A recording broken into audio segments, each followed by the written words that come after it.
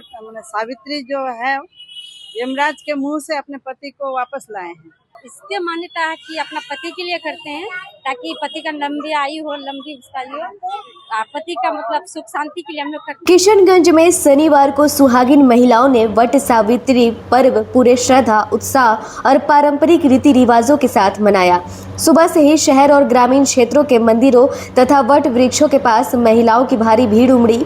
महिलाओं ने अपने पति की लंबी आयु, सुख समृद्धि और परिवार की खुशहाली के लिए वट वृक्ष की पूजा अर्चना की।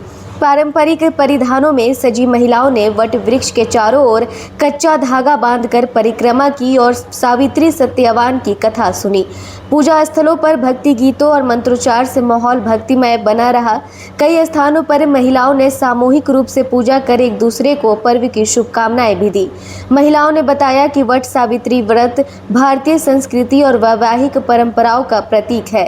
मान्यता है कि माता सावित्री ने अपने तप और संकल्प से अपने पति सत्यवान के प्राण यमराज से वापस लाए थे। तभी से ये पर्व अखंड सौभाग्य की कामना के लिए मनाया जाता है। शहर के विभिन्न इलाकों में सुरक्षा और साफ सफाई की भी विशेष व्यवस्था की गई थी।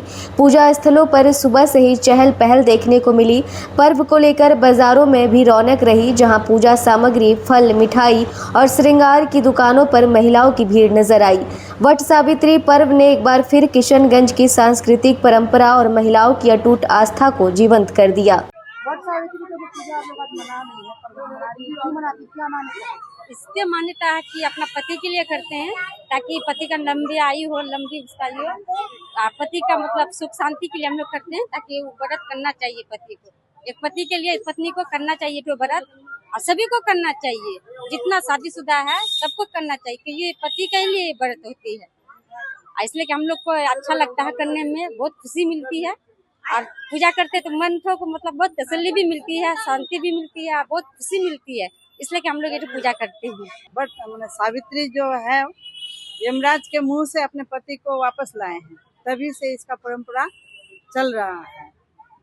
बहुत ही जुगों जुगों से मनाया जाता है, हमारे हिंदू धर्म में मनाया जाता है।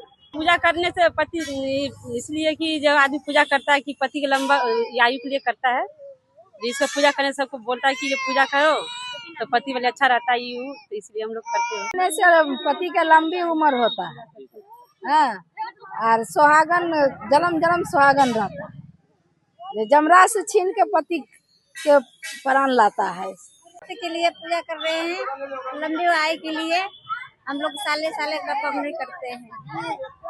सब अपना मिलजुल के पांच टूट के पबनी करते हैं। पति पबनी। जब सावित्री अपने पिता को यह कह रहे थे कि हम सत्यवान को अपना पति मान लिए हैं, तो नारद जी कहे कि नहीं, उसकी अल्प आयु है, तुम कहीं और जगह विवाह करो।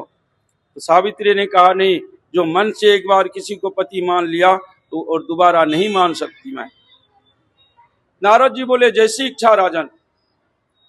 उसके पिताजी सावित्री का विवाह कर दिए सत्यवान के साथ, और सावित्री का दिमाग में यह बात अचल था कि नारद जी का बात व्यर्थ नहीं होगा।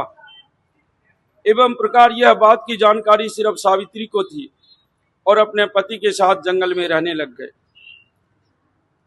ठीक एक वर्ष बाद जब ज्येष्ठ मास की कृष्ण पक्ष की अमावस्या तिथि आई, सत्यवान जब अपने कुल्हाड़ी लेकर के जंगल में समिधा काटने निकले तो सावित्री बोली कि नहीं पतिदेव, आज मैं भी आपके साथ जाऊंगी।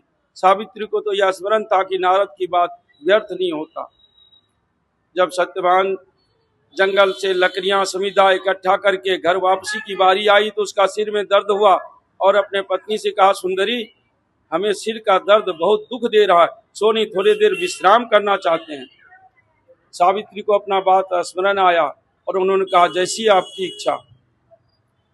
और सत्यवान सो गए।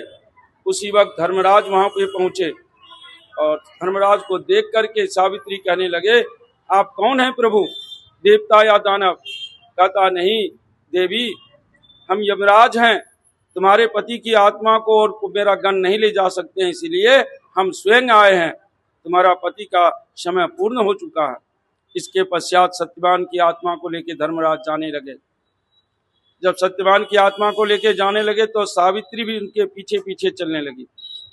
कुछ दूर चलने पर सत्यवान को देखकर सावित्री बड़ी परेशान थी और धर्मराज बोले कि हे देवी, तुम वापस जाओ। इस धरती पर कोई भी पूर्ण आयु के बगैर नहीं जा सकता है। जिसकी आयु पूर्ण नहीं होगी वो हमारे साथ नहीं जा सकते। तुम्हें पतिव्रता के कारण इतना दूर तक आ गई, अब वापस जाओ। तो सावित्री बोली, जब आपके जैसे महाप्रभु का मैं अनुसरण कर रही हूँ और मैं अपने पति की सेवा में हूँ, हमें तो कोई दिक्कत नहीं है, कोई दुख नहीं है।